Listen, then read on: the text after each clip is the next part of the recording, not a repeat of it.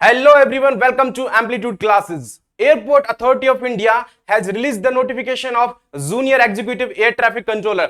Notification आ चुका है, आपके एप्लीकेशन फॉर्म्स भी स्टार्ट हो चुके हैं। 14 जुलाई को आपके एप्लीकेशन क्लोज हो रहे हैं। So a great opportunity is ahead of you, बहुत ही शानदार अपॉर्चुनिटी आपके सामने है।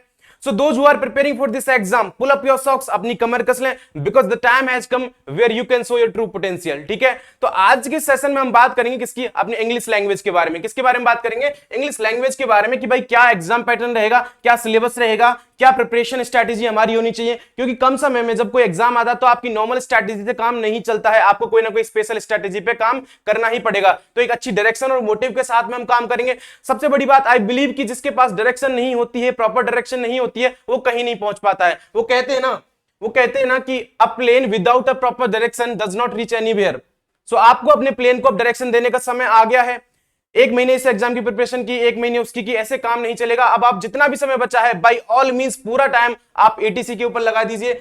पूरी तन मन धन से आप एटीसी की प्रिपरेशन करें, जितना भी टाइम बचा हुआ। इसके बारे में थोड़ा सिलेबस वगैरह के बारे में 2 मिनट बात कर लेते हैं। ठीक है, कैसे होगा देखो।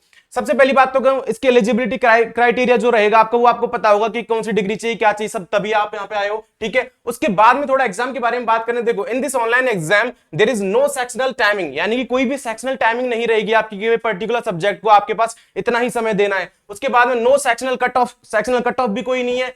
Only composite timing and no negative marking. सबसे बड़ी बात, नो नेगेटिव मार्किंग, आपकी कोई नेगेटिव मार्किंग है ही नहीं। ठीक है, उसके बाद में बोलूं, to qualify this exam, it's not quality, it's qualify. ठीक है, you just need to clear overall cut off, यानी कि आपको पूरा ओवरऑल कट ऑफ क्लियर करना है, बाकी सेक्शनल कट ऑफ इसमें कुछ है नहीं। ठीक है, इसके बाद में बात करें तो देखो, एज लिमिट की थोड़ी सी बात कर लेते हैं। एज लिमिट थोड़ा सा कंफ्यूजन रहता है इसमें।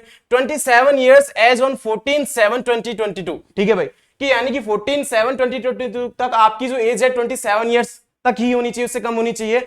उसके बाद में अगर पे स्केल की बात करें, किसकी पे स्केल की बात करें, तो भाई देखो, E1 के लिए, जूनियर एग्जीक्यूटिव E1 के लिए आपकी जो रहेगी 40,000 से लेके और 40,000 से आपका 140,000 तक रहेगा, यानी कि 3% का इंक्रीमेंट के साथ में। ठीक है भाई, अगर इसकी बात करें, इसके अलावा क्या रहेगा भाई, in addition of the basic pay आपका क्या रहेगा भाई, डीए रहेगा इसमें, packs at the rate of 35 basic pay रहेगा। एचआरए एंड अदर बेनिफिट्स में आपकी क्या हो जाएगा, सीपीएफ आ जाएगा एंड मेडिकल बेनिफिट्स भी आ जाते हैं। ठीक है, उसके बाद में अगर मैं ओवरऑल सीटीसी की बात करूं, तो आपका रहेगा भाई 12 लाख के आसपास, अप्रोक्सीमेटली आपका क्या रहेगा, 12 लाख के आसपास रहेगा। तो ये आपका थोड़ा बहुत रहा। ठीक है, इसके बाद में बात करें कि यानी कि ओवरऑल हम इसकी एग्जाम पैटर्न की बात करें तो देखो, सब्जेक्ट आपका पार्ट फर्स्ट जो पार्ट फर्स्ट में जो आपके सब्जेक्ट रहेंगे, जैसे भाई इंग्लिश लैंग्वेज आएगा। ठीक है, जनरल इंटेलिजेंस एंड रीजनिंग की बात करें, जनरल एप्टीट्यूड, न्यूमेरिकल एबिलिटी, ठीक है, और जीके और जनरल अवेयरनेस। ठीक है, इसमें क्या रहेगा आपका, इंग्लिश की बात करेंगे हम।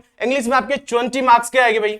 इंग्लिश कितने की आएगी आपकी, 20 मार्क्स की आएगी। ठीक है, ओवरऑल आपकी बताऊं तो आपके 120 मार्क्स होंगे और 120 क्या रहेंगे, नंबर ऑफ क्वेश्चन, यानी कि 1 मार्क फॉर ईच क्वेश्चन। ठीक है, नेगेटिव मार्किंग आपका रहेगा नहीं, ड्यूरेशन रहेगा आपका 4 आवर का रहेगा। ठीक है, इसके बाद बात करें तो हमारे सिलेबस के बारे में। ठीक है, हमारा जनरल रहेगा इसमें कि 60% आपका कोर ग्रामर रहेगा, 60% कोर ग्रामर रहेगी। उसके बाद में आपकी जो 40% रहेगी वो नॉन ग्रामर, यानी कि वोकैबुलरी वाला पोर्शन रहेगा आपका। तो उसमें अगर ग्रामर वाली की बात करें देखो, वर्ब की बात हो जाएगी, वर्ब एंड इट्स यूजेस। उसके बाद में पार्ट्स ऑफ स्पीच की बात कर लेंगे, नाउन, प्रोनाउन, एडवर्ब, इन सारी चीजों की बात होगी। ठीक है, फ्रेज एंड क्लॉजेस की बात होगी भाई, tenses, subject verb agreement, models, determiners, voice, detection of error and direct detection of error उसमें आ जाएगा, डायरेक्शन ऑफ रिपोर्टेड स्पीच, यानी कि नरेशन की बात हो जाएगी आपकी। अगर नॉन ग्रामर की बात करें, यानी कि आपकी किसकी, वोकैबुलरी वाले सेक्शन की बात करें, तो आपके पास एंटोनिम, सिनोनिम आ जाएंगे, स्पेलिंग एरर आ जाएंगे, इडियम्स एंड फ्रेजेस आ जाएगा, पैराजम्बलिंग भी आ जाएगी इसमें, पीक्यूआरएस वाले क्वेश्चंस,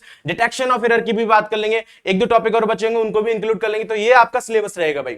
बात आती है कि पूरा सिलेबस कवर कैसे करेंगे हम। सबसे पहले हम मेजर पोर्शन करेंगे अपने। मेजर पोर्शन में आपका क्या रहेगा, सबसे पहले हम सबसे जो इंपॉर्टेंट चीज होती है वो क्या होती है, देखिए टेंसेस को हम सबसे ज्यादा इंपॉर्टेंट मान के चलते हैं कि भाई टेंसेस हमारे सबसे ज्यादा इंपॉर्टेंट है। लेकिन टेंस पढ़ने से पहले हमें वर्ब के बारे में पढ़ना बहुत जरूरी है। किसके बारे में, वर्ब के बारे में जानना हमारे लिए बहुत जरूरी रहेगा। तो सबसे पहले हम किसको उठाएंगे, वर्ब को उठाएंगे। ठीक है, वर्ब के बाद में हम टेंसेस को उठाएंगे और प्रॉपर तरीके से आपके जितने भी अब तक एग्जाम लगे उनके अकॉर्डिंग वो सारे क्वेश्चन हम उठाएंगे, प्रैक्टिस सीट देंगे आपको, प्रॉपर तरीके से हम मेजर पोर्शन को कवर करके चलेंगे। आपको बस इतना करना है कि जो भी कुछ पढ़ाया जाए जो भी कुछ पढ़ाया जाए बस उसको कवर करते चलिए, प्रैक्टिस शीट लगाते चलिए, definitely we will cover the whole syllabus. And हमारी पूरी कोशिश रहेगी कि आप मैक्सिमम टू मैक्सिमम आप इस सेक्शन में आप maximum to maximum number attend कर पाए। ठीक है, आपको बस एक चीज रखनी है, have faith and have patience, definitely we will cover the all syllabus. So let's meet in another lecture with a fantastic topic. Till then see you, bye bye.